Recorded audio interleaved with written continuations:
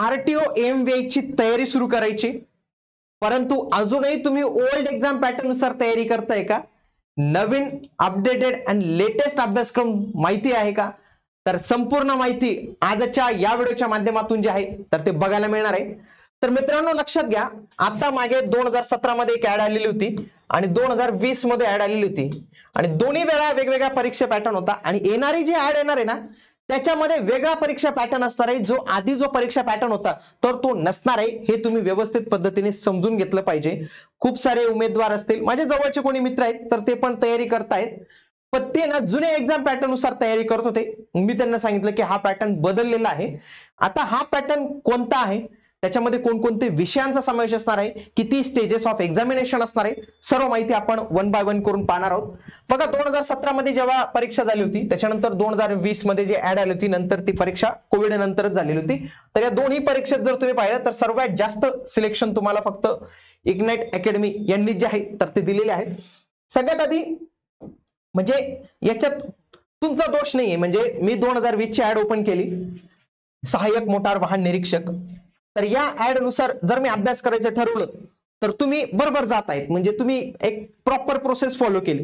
पुन्हा आणखी एक स्टँडर्डाइज प्रोसेस कोणी काय केली की एखाद्या उमेदवाराने काय केलं की तो एमपीएससीच्या वेबसाईटवर गेला आणि त्याने सर्च केलं असिस्टंट मोटार व्हेकल इन्स्पेक्टरचा सिलेबस. मग त्याला इथं बघा हा सिलेबस दिसतो, हा 26/8/2022 चा. त्याला काय वाटेल की अरे लेटेस्ट आहे, त्याच्यानंतर ते एक्झाम झाली नाही 2020 नंतर, मे बी हाच एक्झाम पॅटर्न तो डाउनलोड करतो आणि याच्यानुसार तो तयारी करायला सुरुवात करतो. मग हा जो एक्झाम पॅटर्न असतो ना तर हा एक्झाम पॅटर्न हा जेव्हा ओपन करतो तो तर त्याला प्रिलिम मध्ये काय दिसतं, प्रिलिम मध्ये त्याला दिसतं की अरे जीएस विषय आहे, बुद्धिमापन विषय आहे, मेकॅनिकल आहे आणि ऑटो आहे. पुन्हा सिलेबस मध्ये बघा सामान्य अध्ययन, बुद्धिमापन चाचणी, मेकॅनिकल आणि ऑटोचे. मग त्याला काय वाटतं की अरे प्रिलिम मध्ये इंजिनिअरिंगचा पण सिलेबस आहे, म्हणजे माझं इंजिनिअरिंग स्ट्रॉंग आहे, मी लगेच अभ्यासाला सुरुवात करतो. मग तो ही रॉंग मेथड नुसार जातोय. लक्षात घ्या, हा ओल्ड पॅटर्न बंद झालेला आहे.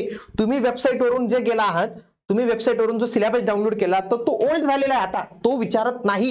म्हणजे तुम्ही प्रोसेस बरोबर फॉलो केली डाउनलोडची, तुम्ही एकदम बरोबर प्रोसेस फॉलो केली, पण तो सिलेबस आता बदललेला आहे आणि तो बदललेल्याचं इथं कुठेही तुम्हाला जे आहे तर त्याचं कुठेही मेन्शन जे आहे तर ते बघायला मिळणार आहे.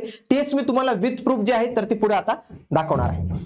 तुम्ही देखील आगामी एमव्हीआय आरटीओ ची तयारी करत असाल तर त्याच्यासाठी नवीन पॅटर्न नुसार प्रिलिमच्या पॅटर्न मध्ये जो अमूलाग्र बदल झालेला आहे तर त्याच्यानुसार आपण लाईव्ह प्लस रेकॉर्डेड अशा दोन्ही फॉर्मॅटची बॅच लॉन्च करत आहोत. प्रिलिम एक्झाम साठी, मेन्स एक्झाम साठी आपली रेकॉर्डेड बॅच आहे की ज्या बॅचच्या माध्यमातून 2020 मध्ये सर्वात जास्त सिलेक्शन जे आहे तर ते आपण दिली होती, तीच बॅच तुम्हाला इथं बघायला मिळणार आहे.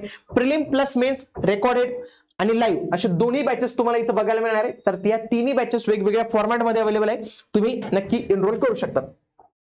आता आपण जो परीक्षा पॅटर्न आहे तर ते समजून घेऊया. बघा 2 स्टेजेस मध्ये ही प्रोसेस होणार आहे.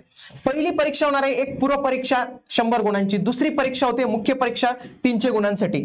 जो तुमची अंतिम जो कट ऑफ असतो, म्हणजे ज्या एक्झाम नुसार ज्या मार्क नुसार तुम्हाला गाडी मिळते, वर्दी मिळते, सिलेक्शन मिळतं, ते म्हणजे 300 गुण. या 300 गुण मध्ये तुम्ही मास्टर असले पाहिजे तरच तुमचं सिलेक्शन होणार आहे.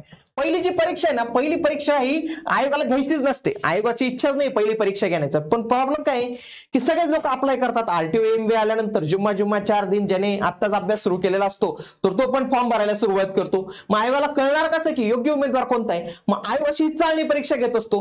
मग चाळणीमध्ये जे आहे ना तर ते बाकीचे जे खडे बाहेर फेकून देतो आणि जो ओरिजिनल माल असतो, जो ओरिजिनल व्यक्ती असतो तर तोच पुढे आणत असतो. आणि मग हे मुख्य परीक्षेला खरी जी तुमची कॉम्पिटिशन असते मुख्य परीक्षेला असते. आता हा ओल्ड पॅटर्न आहे, हा चालणार नाही. म्हणजे हा याच्यानुसार तयारी करत असाल किंवा याची प्रिंट वगैरे असेल ना ते आताच फाडून टाका, तो पॅटर्न ओल्ड झालेला आहे. आता बघा हा आहे न्यू पॅटर्न. न्यू पॅटर्न नुसार प्रिलिम एक्झाम आणि मेन्स एक्झाम कशी होणार आहे आता ते आपण जाणून घेऊया. बघा सगळ्यात आधी संयुक्त पूर्व परीक्षा. याला संयुक्त का म्हणतात?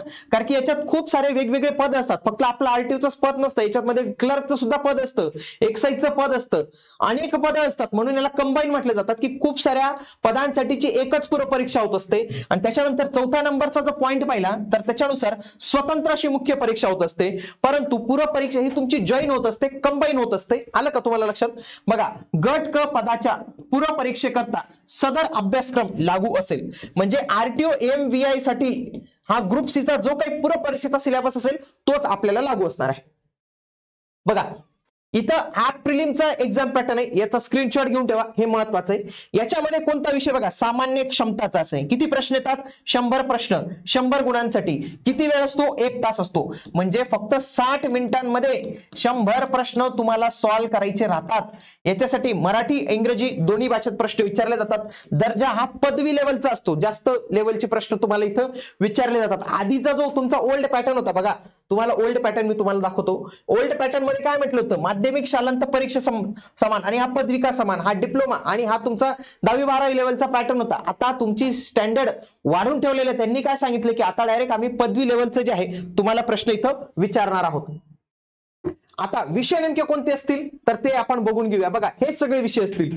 आता पहिला विषय बघा, इतिहास आहे, भूगोल आहे, अर्थव्यवस्था आहे, चालू घडामोडी आहे, राज्यशास्त्र आहे, सामान्य विज्ञान आहे, अंकगणित आहे आणि बुद्धिमापन चाचणी. याच्यामध्ये कुठं ऑटो मेकॅनिकल दिसतंय का? नाही. म्हणजे आपल्याला काय कळतं की पूर्व परीक्षा ही आपल्या अभ्यासक्रम, आपली जे काही आपण 4 वर्ष इंजिनिअरिंग केले, 3 वर्ष डिप्लोमा केले, त्याचा आणि पूर्व परीक्षेचा काही संबंध नाही. डायरेक्ट ते दोन्ही वेगवेगळ्या गोष्टीत. हे कोर जे म्हणतो ना आपण, कोर एमपीएससीचा पॅटर्न आहे हा, आणि हा तुम्हाला इथे विचारला जाणार आहे. म्हणून जे उमेदवार तयारी करतायत, ज्यांचं 12वी नंतर ज्यांनी काही पाहिलंच नाही किंवा 10वी नंतरच तुमचं इतिहास भूगोलचे काही संबंध नसेल, तुमची इतका वर्ष गॅप पडला असेल आणि त्याच्यानंतर तुम्हाला हा सगळा अभ्यासक्रम जो आहे तो पूर्ण करायचा आहे. आणि पूर्णच नाही करायचा, तुम्हाला त्या 100 गुणांपैकी जास्तीत जास्त गुण घेऊन मुख्य परीक्षेला क्वालिफाय पण व्हायचंय, तर ही सगळ्यात महत्वाची स्टेज असणार आहे. आलं का तुम्हाला लक्षात? तर हे प्रिलिमचे विषय असतील आणि या प्रिलिमच्या विषयानुसार एकदम दर्जेदार तयारी करून देण्यासाठीच आपण आता जी आहे तर ती प्रिलिम्स बॅच लॉन्च करत आहोत, जी लाईव्ह स्वरूपाची असणार आहे. म्हणजे तुम्हाला डेली लेक्चर्स मिळतील, त्यानंतर रेकॉर्डेड फॉर्मॅटमध्ये बघू शकता. मग आता तुम्हाला लक्षात घ्या की तुम्ही आरटीओ एमवाय साठी तयारी करतायत ना, तर तुम्हाला नॉन टेक्निकल आणि टेक्निकल दोन्ही गोष्टी घेऊन चालणार आहे. म्हणून तुम्हाला असं प्लॅटफॉर्म लागणार आहे की ज्या प्लॅटफॉर्मवर तुम्हाला टेक्निकलची पण एकदम तगडी टीम लागणार आहे आणि नॉन टेक्निकलची पण एकदम तगडी टीम लागणार आहे. असं नाही की टेक्निकल खूप स्ट्रॉंग आहे आणि नॉट टेक्निकल वीक आहे, आणि काही ठिकाणी नॉन टेक्निकल खूपच स्ट्रॉंग आहे आणि टेक्निकल वीक आहे. तसं चालणारच नाही. तुम्हाला दोन्ही बाजू सांभाळून घेऊनच जावं लागते. हा पूर्व परीक्षेचा पॅटर्न आहे. हा तुम्ही पास केला, आता तुम्ही जाणार मुख्य परीक्षेला. मुख्य परीक्षेमध्ये काय विचारलं बघा, मेकॅनिकल आणि ऑटोशी संबंधित प्रश्न, आणि हे डिप्लोमा लेवलचे असतील, इंग्रजीमध्ये असतील 150 प्रश्न असतील, 300 गुण, म्हणजे एका प्रश्नासाठी 2 गुण. त्याच्यानंतर इथं 1.5 तास तुम्हाला वेळ मिळणार आहे. पुन्हा नेगेटिव्ह मार्किंग सिस्टीम असणार आहे, 1/4 नेगेटिव्ह मार्किंग सिस्टीम असणार आहे. बघा, इथं कोणते विषय? इथं एकही नॉन टेक्निकलचा भाग नाही, इथं कोर टेक्निकल एकदम. बघा, सॉम विषय आहे, manufacturing process, theory of machine, hydraulics and hydraulic machines, engineering and refrigeration, industrial engineering and management, power developing system and construction, cooling and lubrication system, transmission system, steering system and steering drives, differential rear axles and brakes, vehicle maintenance and transport management, automobile electrical electronic system, introduction to electrical vehicles and motor vehicle act and rule safety. इथं जर तुम्ही पहिला हा core technical part आहे, इथं कुठल्याही पद्धतीचा non technical भाग नाही आहे. म्हणूनच तुम्हाला हे जे सगळे विषय आहेत ना, इतके सगळे विषय आहेत, म्हणून टेक्निकलची तुम्हाला एकदम चांगली तयारी करून घ्यावी लागणार आहे. 2020 मध्ये जी आपण बॅच घेतली होती, तर त्याचे काही रेकॉर्डेड लेक्चर्स अजूनही अवेलेबल आहेत, आणि त्याच बॅचच्या माध्यमातून तुम्हाला सांगू इच्छितो की सगळ्यात जास्त सिलेक्शन जे आहे तर ते त्या मेनच्या बॅचने जे आहे तर ते झालेले होते. तर त्या बॅचला तुम्ही नक्की इनरोल करू शकतात.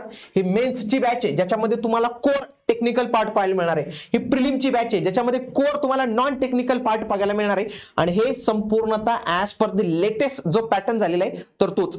म्हणून तुम्हाला जर अभ्यास सुरू करायचा असेल तर तुम्ही ही बॅचेस जॉईन करू शकतात, किंवा तुम्हाला वाटलं मला पूर्ण इंटिग्रेटेड तयारी करायची पहिल्यापासून, तर तुम्ही ही आपली प्रिलिम्स प्लस मेन्स ही बॅच जी आहे तर ती नक्की जॉईन करू शकतात.